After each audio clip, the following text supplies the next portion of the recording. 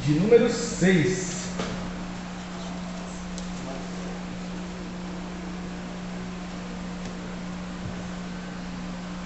A nossa exposição vai do verso 11 até o 17 hoje. Mas para fundamentar a nossa leitura aqui, nos atermos ao texto, faremos a leitura apenas do verso 11 e 12. Juízes, capítulo de número 6, verso 11 e 12, diz assim a palavra do Senhor. Então, o anjo do Senhor veio e assentou-se no carvalho que está em Ofra, que pertencia a Joás, o abiezrita. E Gideão, seu filho, estava malhando trigo no lagar, para o salvar dos midianitas. Então o anjo do Senhor lhe apareceu e lhe disse: o Senhor é contigo, varão valoroso. Amém. Pai, eu quero te agradecer por esse momento. Sua palavra mais cortante do que qualquer espada de dois gumes. Sua palavra que é alimento, sua palavra que é água ao sedento, sua palavra que é vida. Pedimos a Ti, Senhor, que ilumine a revelação da Sua palavra ao nosso coração, nos dando sempre a graça de entender o que o Senhor quer falar conosco. Que o Senhor nos abençoe, que o Senhor nos direcione, que o Senhor nos guie com Sua bondade e com Sua misericórdia. Eu rogo a Ti, Senhor, que o Senhor use a minha vida como um canal de bênção, que eu não seja pedra de tropeço para os meus irmãos. Assim oramos e te agradecemos em nome de Jesus. Amém e amém. Podem se sentar, queridos. Toda honra e glória sejam dadas ao nome do Senhor. Louvado seja o nome de Jesus. No novo, começando o novo ano, nós perguntamos: o que é que Deus quer da minha vida nesse ano? O que o Senhor espera da minha vida nesse ano? O que o Senhor espera para a minha vida nesse novo ano que se inicia? Nós temos que entender que o que Deus quer de cada um de nós não vai acontecer no mundo perfeito que nós imaginamos. Todos nós temos uma ideia de mundo perfeito, aquela ideia das coisas que o Senhor poderia fazer em nosso favor. E o que Deus quer de nós não vai acontecer nesse mundo perfeito. O que Deus quer de nós vai acontecer nesse mundo real que nós vivemos. E o mundo real de Gideão era um mundo de medo, era um mundo de opressão, era um mundo em que o povo havia dado as costas para o Senhor. Era nesse mundo que Deus estava trabalhando para usar a vida de Gideão.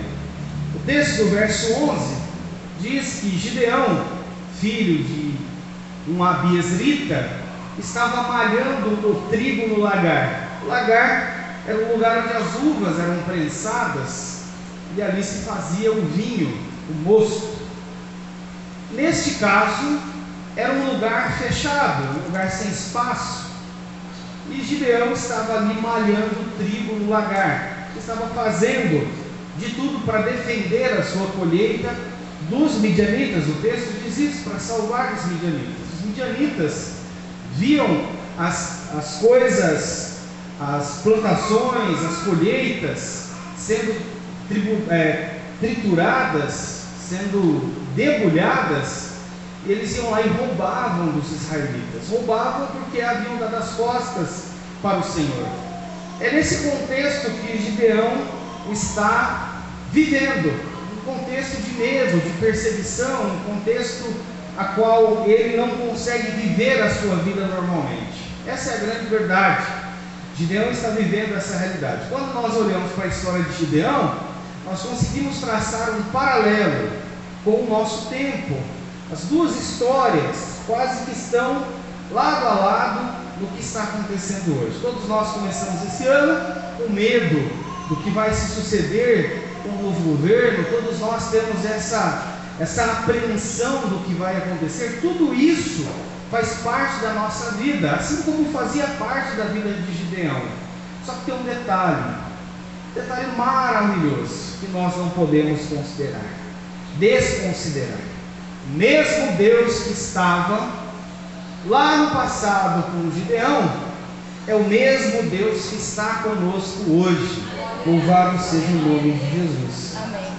Pode ter mudado os anos, os tempos, os inimigos do povo de Deus, mas o que não mudou é o fato de que o mesmo Deus que estava com Gideão está também conosco nesse tempo.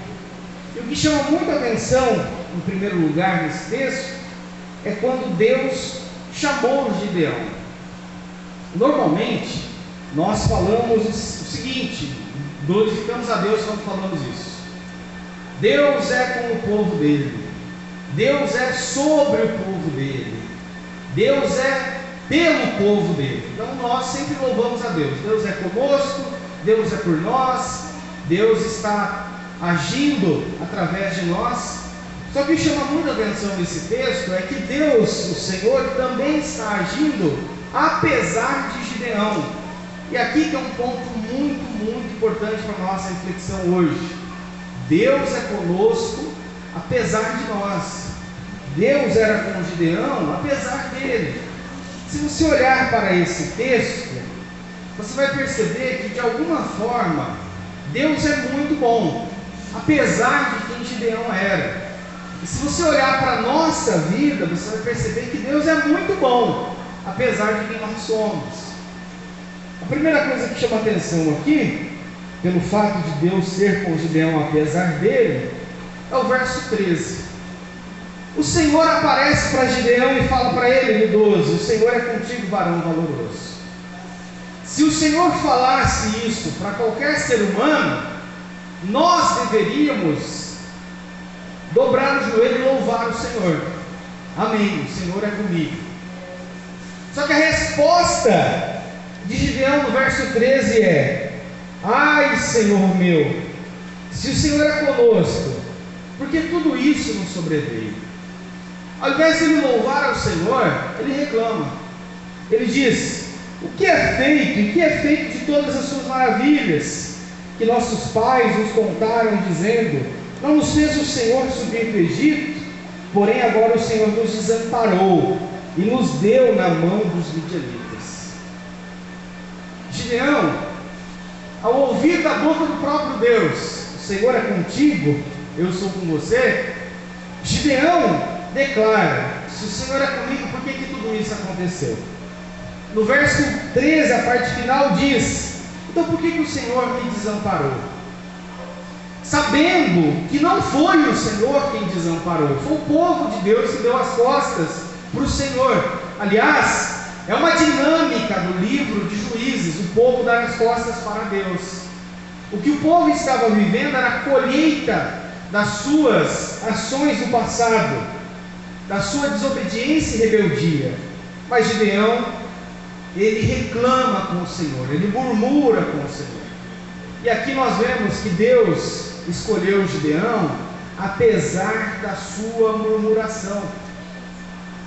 Quando nós olhamos para essa afirmação e olhamos para a nossa vida, nós podemos também afirmar que Deus nos escolheu apesar da nossa murmuração, apesar da nossa reclamação, apesar de tudo aquilo que nós fazemos. A pergunta é: por que Deus fez isso? A resposta é muito objetiva: porque Deus é Deus, louvado seja o nome do Senhor. Isso é graça, isso é favor imerecido.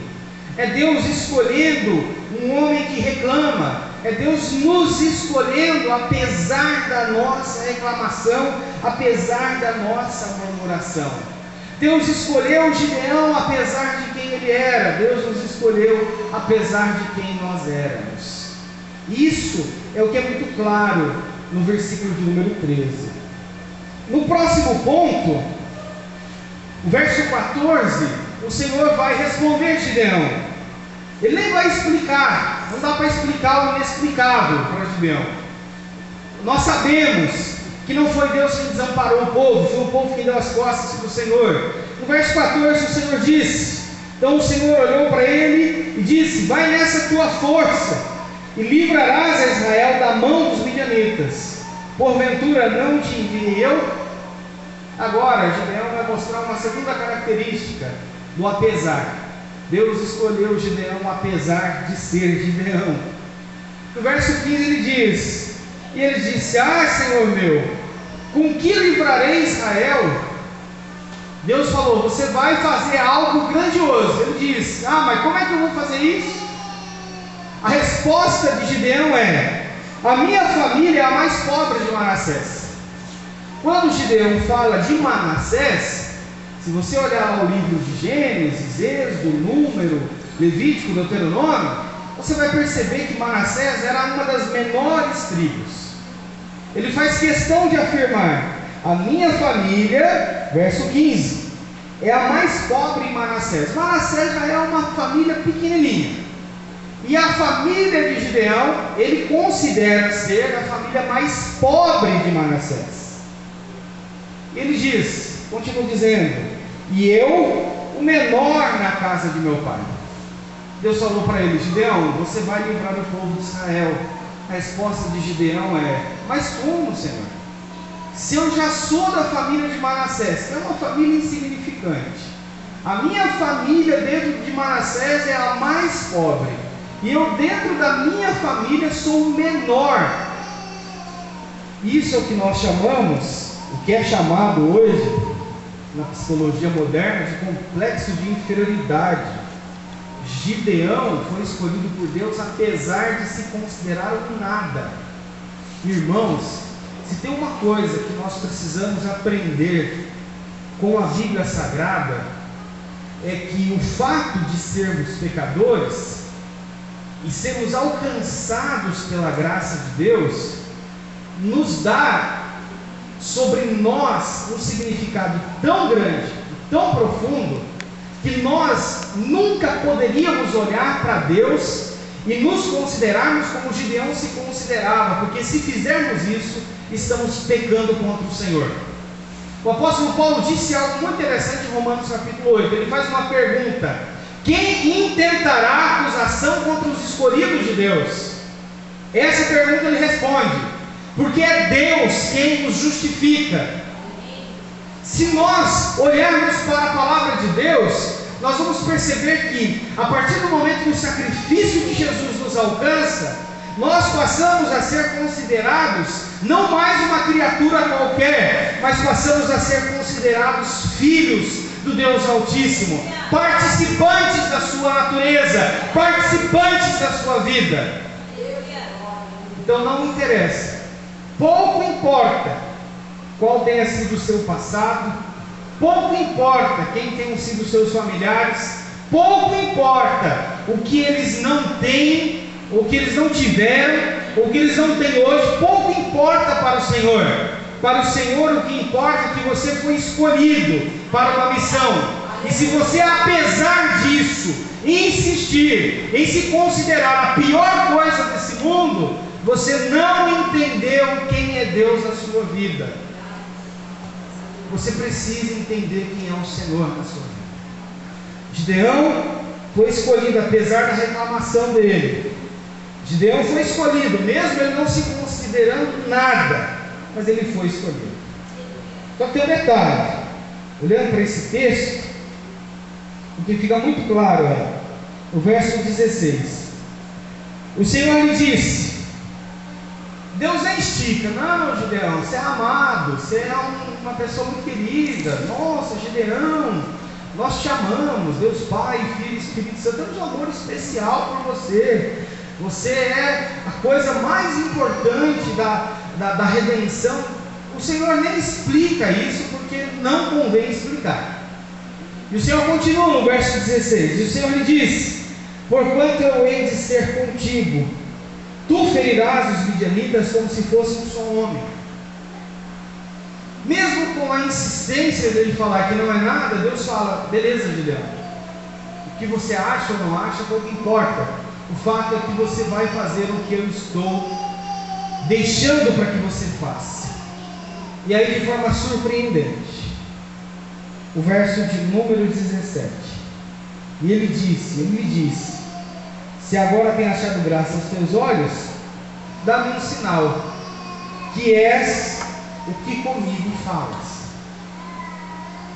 Deus falou: ô Gideão, eu sou com você. Ô Gideão, eu vou te usar. Ô Gideão, tem uma missão para cumprir junto com você.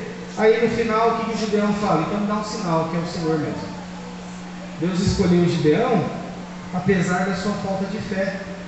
Deus escolheu o Gideão apesar da sua reclamação. Deus escolheu o Gideão apesar do seu complexo de inferioridade. Deus escolheu o Gideão apesar da sua falta de fé. Deus escolheu o Gideão apesar da sua falta de fé. Ele não acreditava. Bom, se é o Senhor mesmo, me dá um sinal. E não é um sinal que Gideão vai pedir, não. São vários sinais. O Senhor molha a lã, seca a terra, molha a lã. Tudo isso é Gideão questionando o decreto de Deus. Esses dias aconteceu uma coisa interessante. Uma irmã, fiquei sabendo, falei: meu Deus, nos dá mais fé, Senhor. A irmã fez um exame. E aí, você faz o exame, tem aquela apreensão do resultado do exame. E aí o laboratório respondeu: você não tem nada, não está doente, o resultado está ok, está maravilhoso, está perfeito, não tem nada. O que normalmente você esperava que alguém que recebeu uma notícia dessa fizesse? Glória a Deus. A irmã mandou a resposta lá assim: foi eu mesmo, esse resultado é meu mesmo. Você tem certeza que esse resultado é meu? Certeza que esse resultado pertence a mim mesmo? Você tem certeza que esse resultado não é de outra pessoa? Ô Gideão, para de ter falta de fé. Acredita no que Deus está falando. Acredita no que Deus está fazendo. Tenha fé no que Deus está realizando. Irmãos, Gideão foi escolhido apesar disso. Só que me chama muito a atenção, e agora, já no fim da nossa reflexão, é que o Senhor escolheu Gideão para um propósito. Gideão foi escolhido apesar de tudo isso, mas Gideão foi escolhido para um propósito, para dois propósitos muito claros. E aí, essa escolha de Gideão reflete justamente em quem nós somos. O primeiro propósito para o qual ele foi chamado pode ser visto no verso de número 12 e 16. No verso 12, a parte final diz: o Senhor é contigo, varão valoroso. O verso 16, a parte final: porquanto eu hei de ser contigo. Parte A diz isso. Então no verso 12 e no verso 16, Deus está falando uma única coisa para Gideão: eu te chamei para que você seja meu. Glória a Deus. Eu te chamei para que você seja meu. E eu quero que você entenda isso do fundo do seu coração.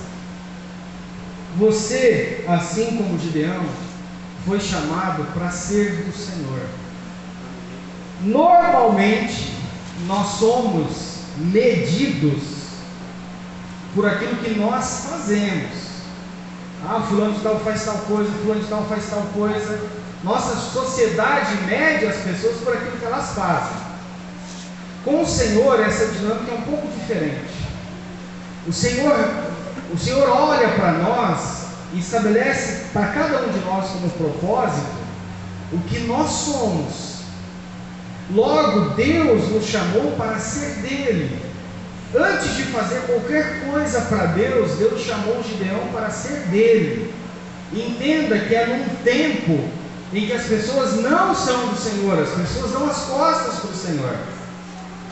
E isso tem um impacto gigantesco na nossa geração, no nosso tempo. Deus nos chamou para ser dele. Deus nos chamou para ser sua propriedade exclusiva. Deus nos chamou para ser sua herança. Deus nos chamou para ser totalmente dele. Esse é o grande propósito da sua vida. E a pergunta que muitas vezes persiste por cada um de nós é: por que eu existo? Por que Deus me chamou? Por que o Senhor me salvou? O próprio Deus te salvou para que você seja dele, absolutamente dele. E quem vai falar isso no Novo Testamento é o apóstolo Paulo, no versículo 4 de Efésios capítulo 1. O texto diz: porque Deus nos escolheu nele antes da criação do mundo, para sermos santos e irrepreensíveis em sua presença. O Senhor nos chamou para ser dele, e somente dele. Você é propriedade exclusiva do Senhor. Ele não aceita de dividir com o mundo, não aceita de dividir com o pecado, não aceita de dividir com Satanás, não aceita de dividir com nada e com ninguém. Você foi chamado para ser dele. Esse é o propósito maior da sua vida. Louvado seja o nome de Jesus. Que tranquilidade, que segurança deve haver no nosso coração, sabendo que nós somos dele. Glória a Deus. O segundo propósito para qual Deus chamou Gideão pode ser visto no verso 14. Vai nessa tua força e livrarás a Israel da mão dos midianitas. Porventura não te enviei eu? No final do verso 16: porquanto eu hei de ser contigo, e tu ferirás os midianitas como se fosse um só homem. E aqui tem esse propósito maravilhoso de Gideão para a vida dele. Além dele ser chamado para ser do Senhor, ele também foi chamado para cooperar com Deus na realização da sua obra de salvação na face dessa terra. Neste caso, ele cooperaria com o Senhor para livrar Israel das mãos dos midianitas.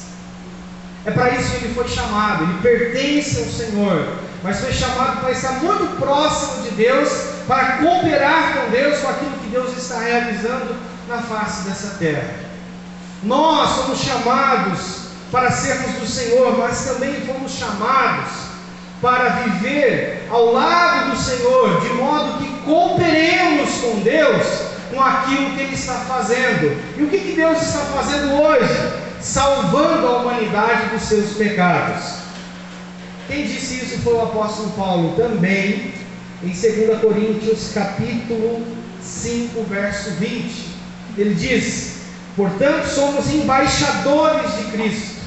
O embaixador é o representante de Cristo, como se Deus estivesse fazendo o seu apelo por nosso intermédio. Por amor a Cristo lhe suplicamos, reconcilie-se com Deus. Deus está cumprindo sua missão através das nossas vidas. O que Deus confiou nas suas mãos para você fazer, é isso que 2023 te reserva. O que o Senhor confiou nas suas mãos para você fazer, se você fizer isso, você estará cooperando com Deus na sua obra na face dessa terra. O que o Senhor está confiando nas suas mãos para esse ano, o que Deus tem confiado, você fará e será um cooperador de Deus na face dessa terra. E o que acontece com Gideão?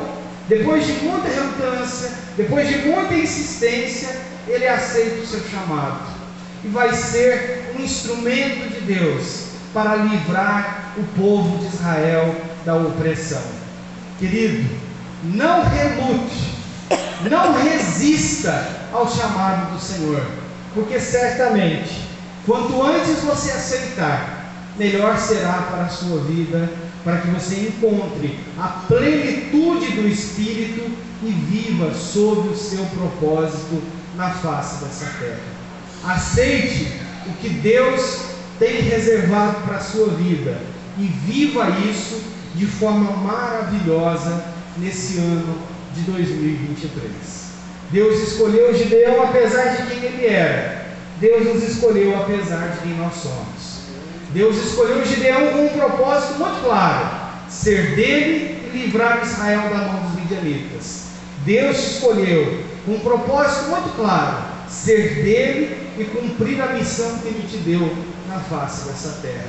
Por isso, comece esse ano de 2023 com essa certeza de que o Senhor é contigo e estará com você como se fosse uma só pessoa. Louvado seja o nome de Jesus. Vamos aplaudir a Jesus?